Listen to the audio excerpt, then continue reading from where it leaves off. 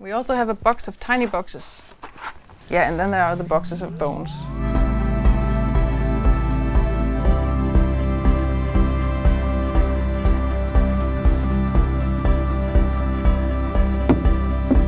Come in.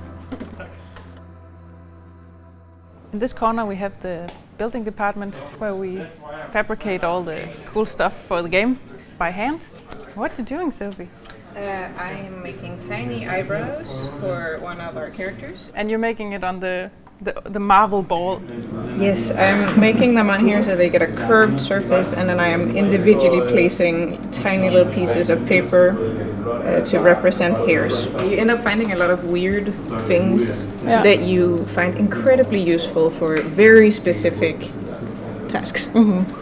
Basically every detail on the puppet you see has been hand-built and has some kind of specific method that we use. I think it's what brings the game to life in another way, because it's you can almost feel like you have them in your hand when you sit and play the game, because you can see the fabrics and you can see the paint strokes. So that involves silicone and fabrics and paper and whatnot. I think we almost have all elements that I can think of in one puppet. We actually store them in a safe just because they are so precious. In case there is a fire or there's a weird thief that comes and wants to steal puppets. And then in the safe we keep them in pizza boxes. And the pizza box idea is not our own, it's actually from Guillermo del Toro's movie, but it's so great that we adopted it. To make sure that we have the faces well organized, we keep them stored with different names to be sure that they don't get mixed up, because if you have to tell the difference between angry and squinting just by looking at them, you can easily get weird animations. So this is Carla's box, a little shoebox. Yes, there are 2 Carlas in here now. Maybe they're a little scary because they don't have faces. Would love to make a little bit of a more comfy place for them to rest. And she needs her face, and then she probably also needs some eyebrows and some eyelids and some pupils added on. And then we have stunt braid for crazy shots with the braid. So this is basically Carla and all her spare parts. And Kurt is also here. He's also lying around in plastic bags. This is basically where we have all our materials and tools. We have knives, scissors, tweezers, pliers. Around the studio we will also find different characters from the game. Maybe they're not in the game at the moment, maybe they've been written out, but sometimes they come back in the game and they're just standing around and waiting for their turn.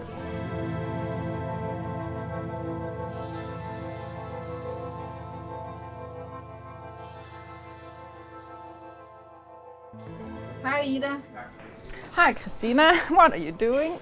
I'm refurbishing an old puppet and making some new limbs for him.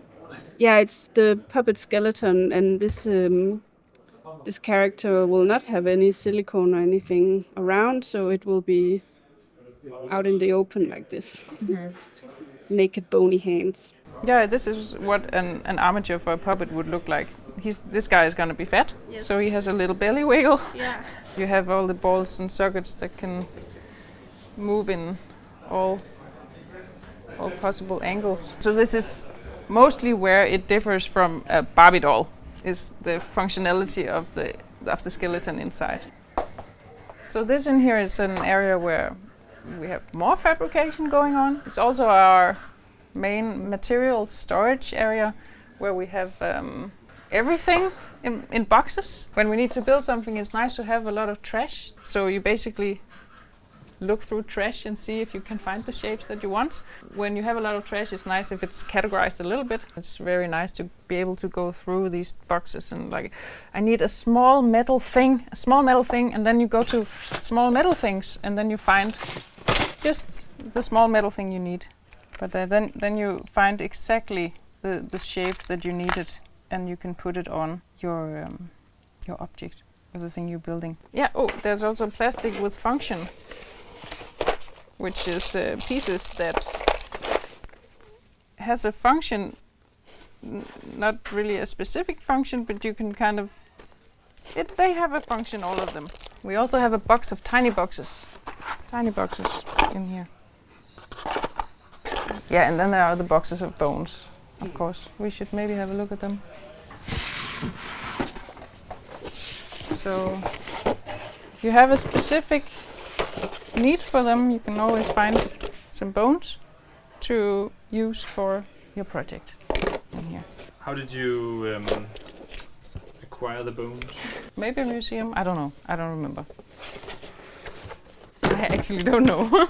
If you zoom in, you can see the real teeth. It's not real human teeth, it's molds made out of real human teeth, and I think they're from a dentist, maybe?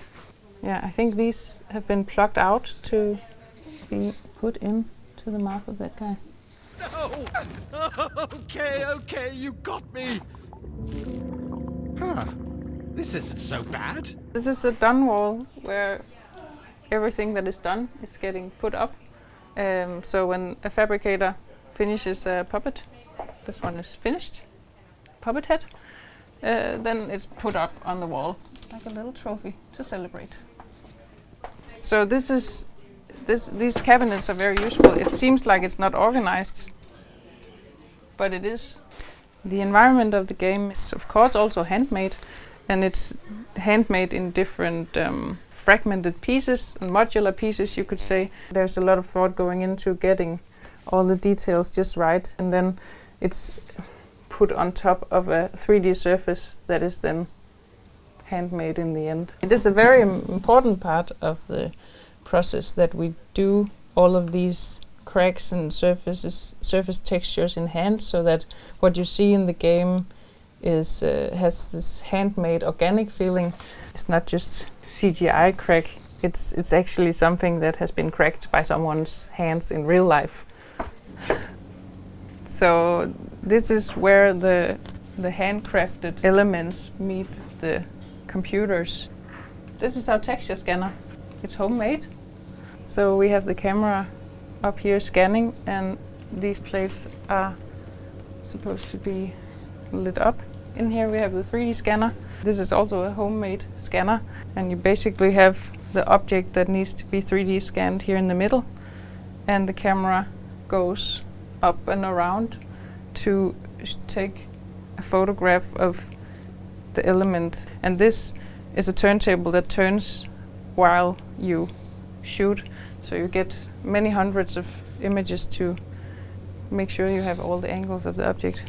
And that's all the characters that are waiting to get into the 3D scanner. This is the final stop for them before they go into the computer. When the animators are animating, they need to know exactly where the bones bend and where to access the screws. If they need to tighten an arm, if it starts to fall down, then they need to screw it tighter. You need to make the costume so that you can access all of these things. So you will at all times be able to access the skeleton. Hey Daniel, come in. You're planning out which faces to use for the lip sync. Yeah, this way I can experiment easily what works and what not. To me, it's like getting closer to a performance, like a live performance. Not really, but still, like you don't have the option to go back, and yeah, it's kind of like getting into this like flow. Also, like the fact that I can touch the puppet and I can feel it with my hands. Like it's much more natural to me. Oh, and Kurt and Carla is hanging out in there. I don't know what they're doing. What are they doing? I don't know. Hanging.